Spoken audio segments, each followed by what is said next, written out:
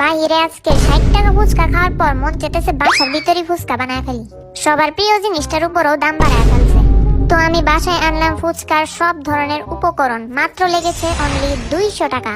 চটপটি মশলা, আলু আর ছোলা। ছোলাটা কিন্তু একদিন পানির মধ্যে চুবায় রাখতে হয়, ভিজায় রাখতে হয়। কিন্তু কেউ তরকারির মতো গায়রা হলুদ দিও না, অল্প একটু চিমটি হলুদ দিবা। তারপর ওইটার মধ্যে কসলানো আলু। আবার আলু তোমরা একদিন সিদ্ধ করো না, ওইটা কিছুক্ষণ সিদ্ধ করলে এবো, যদি ভালো কোয়ালিটির আলু থাকে। ভালো মতো আমরা ছোলাটি সিদ্ধ করব। ওইটার মধ্যে একটু ধনে পাতা দিলে, এটা কি হয়, পুদিনা নাকি, না ধনে পাতাই। তারপর দিয়ে দিব চাটনা, এটা কি কয়, আরে রাঁধুনি চটপটি মশলা। চটপটি মশলাটা বেশি করে দিয়ে দিব। এটার কম দিলেও কিছু হবে না, কিন্তু বেশি করে দিলে একটু চটপটির বেশি ফ্লেভার আসবে। ধুরু, লাইটটা খালি বন্ধ হয়ে যায়। তারপর এটার উপর দিব ধনিয়া পাতা। অনেকে ধনিয়া হেটারসও আছে, যারা ধনিয়া